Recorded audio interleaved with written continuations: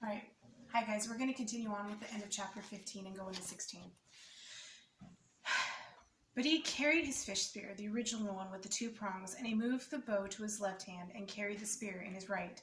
He tried throwing the spear, but he was not good enough and not fast enough. The birds could fly amazingly fast, get up fast, but in the end he found that if he saw the bird sitting and moved sideways toward it, not directly toward it, but at an angle, back and forth, he could get close enough to put the spear point out ahead, almost to the bird, and thrust, lunge with it. He came close twice, and then, down along the lake, not far from the beaver house, he got his first meat. The bird had sat, and he had lunged, and the 2 points took the bird back down into the ground and killed it almost instantly. It had fluttered a bit, and Brian had grabbed it and held it in both hands until he was sure it was dead. Then he picked up the spear and the bow and trotted back around the lake to his shelter, where the fire had burned down to glowing coals. He sat looking at the bird, wondering what to do. With the fish, he had just cooked them whole, left everything in, and picked the meat off. This was different. He would have to clean it.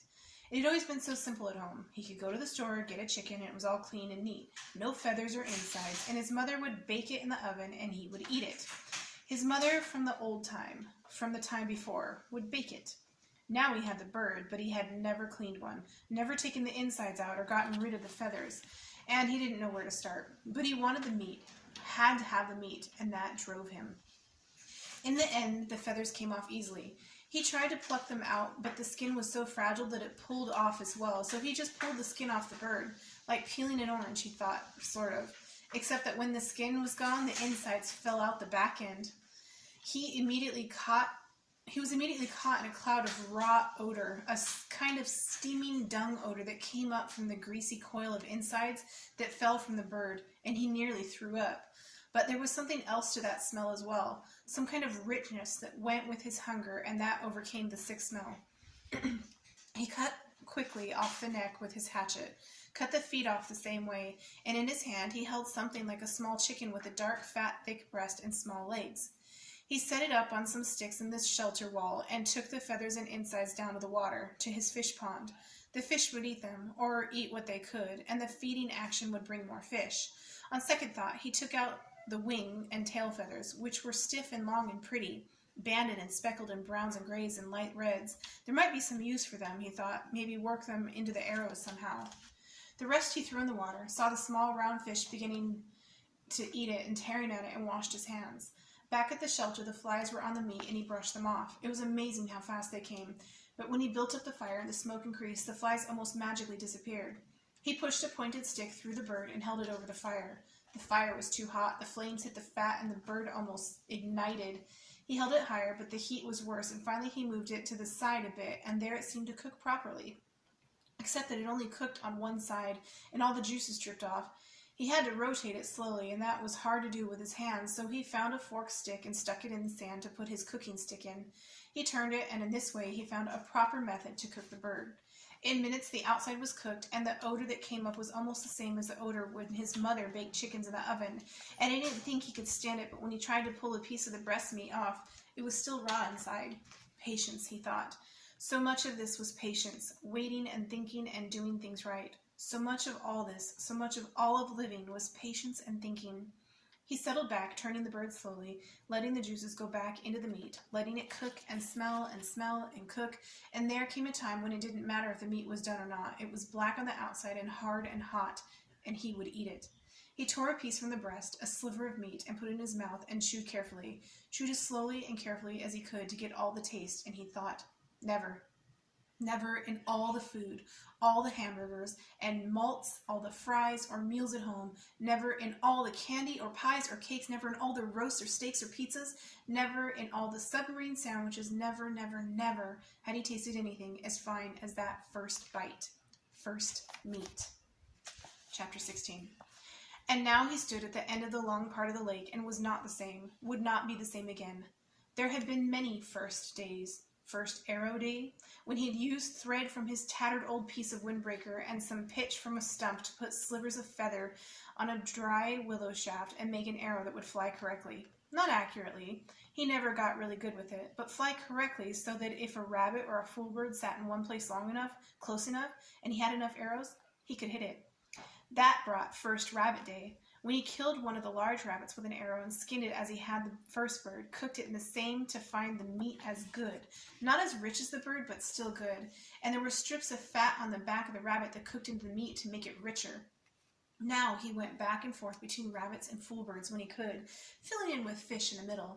Always hungry. I am always hungry, but I can do it now. I can get food. I know I can get food, and it makes me more. I know what I can do. He moved closer to the lake to a stand of nut brush. These were thick brushes with little stickler pods that held green nuts. Nuts that he thought he might be able to eat, but they weren't ripe yet. He was out for a fool bird, and they liked to hide in the base of the thick part of the nut brush, back in where the stems were close together and provided cover. In the second clump, he saw a bird, moved close to it, paused when the head feathers came up, and it made a sound like a cricket, a sign of alarm just before it flew.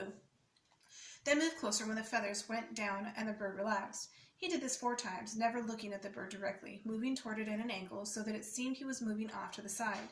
He had perfected this method after many attempts, and it worked so well that he actually caught one with his bare hands until he was standing less than 3 feet from the bird, which was frozen in a hiding attitude in the bush.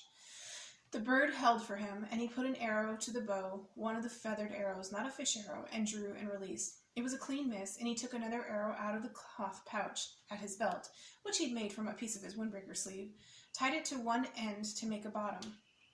The fool bird sat still for him, and he did not look directly at it until he drew the second arrow and aimed and released and missed again. This time the bird jerked a bit, and the arrow stuck next to it so close it almost brushed its breast. Brian only had 2 more arrows, and he debated moving slowly to change the spear over to his right hand and use that to kill the bird. 1 more shot, he decided. He would try it again. He slowly brought another arrow out, put it on the string, and aimed and released, and this time saw the flurry of feathers that meant he had made a hit. The bird had been struck off-center and was flopping around wildly. Brian jumped on it and grabbed it and slammed it against the ground once, killing it. Then he stood and retrieved his arrows and made sure they were all right and went down to the lake to wash the blood off his hands. He kneeled at the water's edge and put the dead bird and his weapons down and dipped his hands in the water. It was very nearly the last act of his life.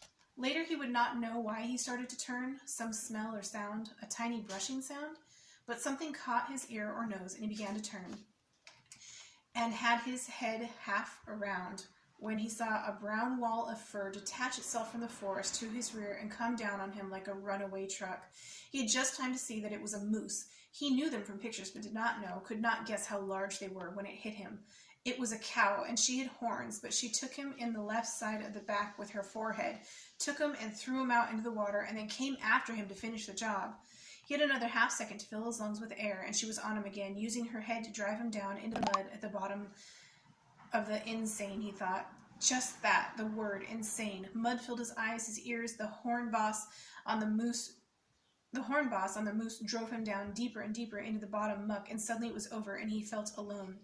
He sputtered to the surface, sucking air and fighting panic, and when he wiped the mud and water out of his eyes and cleared them, he saw the cow standing sideways to him, not 10 feet away, calmly chewing on a lily pad root. She didn't appear to even see him, or didn't seem to care about him, and Brian turned carefully and began swimming crawl out of the water. As soon as he moved, the hair on her back went up, and she charged him again, using her head and front hooves this time, slamming him back and down into the water, on his back this time, and he screamed the air out of his lungs, and hammered on her head with his fists and filled his throat with water, and she left again. Once more he came to the surface, but he was hurt now, hurt inside, hurt in his ribs, and he stayed hunched over, pretending to be dead. She was standing again, eating. Brian studied her out of one eye, looking at the bank with the other, wondering how seriously he was injured, wondering if she would let him go home this time. Insane. He started to move, ever so slowly, her head turned and her back hair went up, like the hair on an angry dog, and he stopped, took a slow breath. The hair went down, and she ate. Move, hair up, stop, hair down, move, hair up, a half foot at a time until he was at the edge of the water. He stayed on his hands and knees, indeed, was so hurt he wasn't sure he could walk anyway. And she seemed to accept that and let him crawl slowly out of the water and up into the trees and brush. When he was behind a tree, he stood carefully and took stock. Legs seemed all right, but his ribs were hurt bad. He could only take short breaths, and then he had a jabbing pain, and his right shoulder seemed to be wrenched somehow. Also, his bow and spear and fool bird were in the water. At least he could walk, and he had just about decided to leave everything when the cow moved out of the deeper water and left him, as quickly as she'd come. walking down along the shoreline in the shallow water, with her long legs making sucking sounds as she pulled them free of the mud. Hanging on a pine limb, he watched her go, half expecting her to turn and come back to run him over again. But she kept going, and when she was all gone from sight, he went to the bank and found the bird, then waited out a bit to get his bow and spear. Neither of them was broken, and the arrows, incredibly, were still in his belt in the pouch, although messed up with mud and water. It took him most of an hour to work his way back around the lake. His legs worked well enough, but if he took 2 or 3 steps too fast, he began to breathe deeply, and the pain from his ribs would stop him, and he would have to lean against a tree until he could slow down to shallow breathing. She had done more damage than he had originally thought. The insane cow. No sense to it all. Just madness. When he got to the shelter, he crawled inside and was grateful that the coals were still glowing, that he had thought to get wood first thing in the morning to be ready for the day. Grateful that he thought to get enough wood for 2 or 3 days at a time. Grateful that he had fish nearby if he needed to eat. Grateful, finally, as he dozed off, that he was alive. So insane, he thought, letting sleep cover the pain in his chest. Such an insane attack for no reason, and he fell asleep with his mind trying to make the moose have reason. The noise awakened him. It was a slow sound, a low roaring sound that came from the wind. His eyes snapped open, not because it was loud, but because it was new. He felt wind in his shelter. He had felt it before. Felt the rain that came with wind, and had heard thunder many times in the past 47 days, but not this noise. Low, almost alive, almost from a throat somehow, the sound. The noise was a roar, a far-off roar, but coming at him, and when he was fully awake, he sat up in the darkness, grimacing with pain in his ribs. The pain was different now, a tightened pain, and it seemed less, but the sound? So strange, he thought. A mystery sound, a spirit sound, a bad sound. He took some small wood and got the fire going again, felt little comfort and cheer from the flame, but also felt that he should get ready. He did not know how, but he should get ready. The sound was coming for him, just for him, and he had to get ready. The sound wanted him. He found the spear and bow where they were hanging on the pegs of the shelter wall, and brought his weapons to the bed he had made of pine boughs. More comfortable, but like the comfort of the flame, it didn't work with this new threat that he didn't yet understand. Restless that threat, he thought, and stood out of the shelter away from the flames to study the sky, but it was too dark. The sound meant something to him, something from his memories, something he had read about, something he had seen on television, something, he thought, oh no, it was wind. Wind like the sound of a train, with the low belly roar of a train. It was a tornado. That was it. The roar of a train meant bad wind, and it was coming for him. God, he thought, on top of the moose, not this. But it was too late to do anything. In the strange stillness, he looked to the night sky, then turned back to his shelter and was leaning over to go through the open door when it hit. Later he would think of it and find that it was the same as a moose, just insanity. He was taken in the back by some mad force and driven into the shelter on his face, slammed down into the pine branches of his bed. At the same time, the wind tore at the fire and sprayed red coals and sparks in a cloud around him. Then it backed out, seemed to hesitate momentarily, and returned with a massive roar, a roar that took his ears and mind and body. He was whipped against the front wall of the shelter like a rag, felt a ripping pain in his ribs again, then was hammered back down into the sand once more while the wind took the whole wall, his bed, the fire, his tools, all of it, and threw it out into the lake, gone out of sight, gone forever. He felt a burning on his neck and reached up to find red coals there. He brushed those off, found more in his pants, brushed those away, and the wind hit again. Heavy gusts, tearing gusts. He heard trees snapping in the forest around the rock, felt his body slipping out and clawed at the rocks to hold himself down.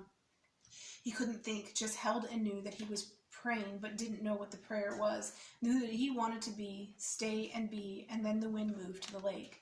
Brian heard the great roaring sucking sounds of the water and opened his eyes to see the lake torn by the wind, the water slamming in great waves that went in all ways, fought each other, and then rose in a spout of water going up into the sky, into the night sky like a wet column of light. It was beautiful and terrible all at the same time. The tornado tore one more time at the shore, the opposite side of the lake. Brian could hear trees being ripped down, and then it was gone as rapidly as it had come. It left nothing but Brian in the pitch dark. He could find nothing of where his fire had been, and not a spark, nothing of his shelter, tools, bed, or even the body of the fool bird was gone. I'm back to nothing, he thought. Trying to find things in the dark, back to where I was when I crashed. Hurt in the dark, just the same. Okay, we'll continue later. Bye, guys.